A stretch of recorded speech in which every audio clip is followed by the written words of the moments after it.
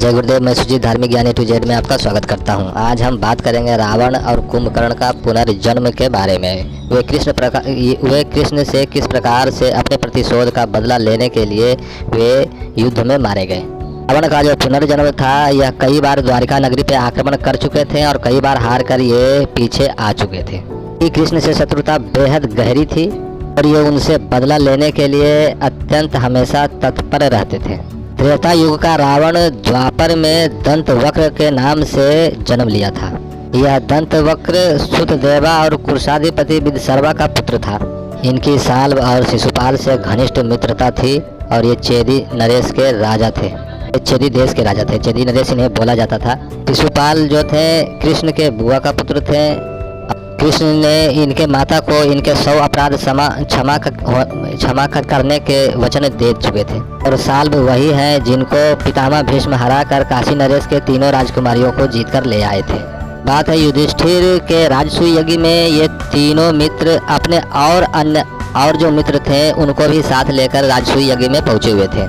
इसमें कृष्ण को 100 गालियां देने के बाद जब 101वां गाली दिए थे तो इनको काट दिए थे सुदर्शन चक्र से श्री कृष्ण। और यह देख करके उनके सारे मित्र जो है भाग गए थे, लेकिन दंतवक्र नहीं भागा था, क्योंकि दंतवक्र जो है अत्यंत निडर था और कृष्ण से भय भी तो होता ही नहीं था। दंतवक्र श्री कृष्ण से युद्ध करना चाहते थे, लेकिन बार बार हारने के कारण वे कृष्ण को मायावी समझते थे और उनसे युद्ध करने के लिए कुछ शक्तियां और प्राप्त करने की विचार कर रहे थे। यानी वे उस समय युद्ध नहीं किए थे और अपने मित्र के मृत्यु का बदला लेने के लिए तत्पर रहते थे। हमेशा बदले की आग में जलते रहते थे।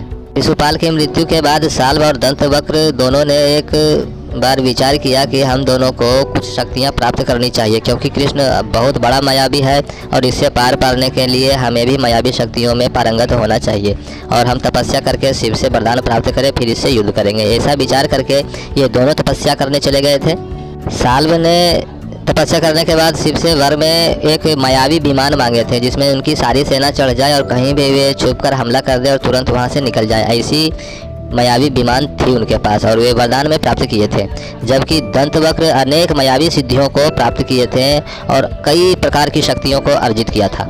कई बार द्वारिका पर दंतवक्र अकेले आक्रमण कर चुके थे, लेकिन इस बार जो वे आक्रमण किए थे तो उसमें दंतवक्र और उनका भाई विदुरथ और साल्व ये तीनों मिलकर एक ही बार द्वारिका पर आक्रमण किए थे। उस समय द्वारिका के तरफ से प्रद्युम्न और सात्यकी ने युद्ध किया था। जादवियों की सेना उस पर टूट पड़े, लेकिन ये तीनों की जो संचित शक्ति थी इनके सामने ये कहीं नहीं टिक पा रहे थे। सात्यकी जो महाभारत में अत्यंत भीषण युद्ध किया था, वे भी यहाँ पर हार गए थे। ऐसी स्थिति बन रही थी।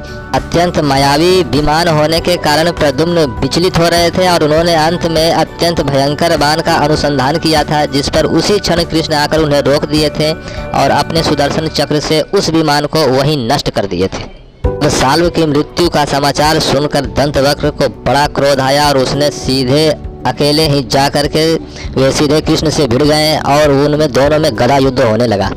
उसी समय भगवान कृष्ण ने अपनी कौमोद की गदा से उसके छाती पर ऐसा प्रहार किया कि वज्र की भांति वह छाती बिल्कुल टूट गई, फट गई और वह उसी क्षण दम तोड़ दिए। दंतवक्र की मृत्यु हो चुकी थी और उनके शव को जब उनका भाई विदुरथ ने देखा तो बिल्कुल विचलित हो गए और उन्होंने न चाहते हुए भी मजबूर होकर श्री कृष्ण से युद्ध करने चले गए। अंत में कृष्ण के हाथों विदुरथ की भी मृत्यु हुई। भगवान विष्णु के 2 द्वारपाल थे, जय और विजय, जिसे 4 ऋषि कुमारों ने जो है उन्हें श्राप दिया था किसी कारणवश, और वो बहुत लंबी कहानी हो जाएगी। और श्राप में यह था कि उन्हें मृत्यु लोक में आना है।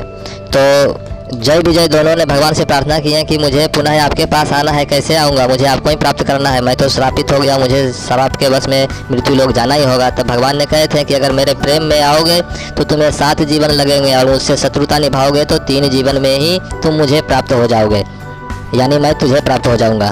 पर जय विजय ने शत्रुतापूर्ण ही जीवन मांगा था। तो पहला जीवन उनका हिरण्याक्ष और हिरण्यकश्यप का था।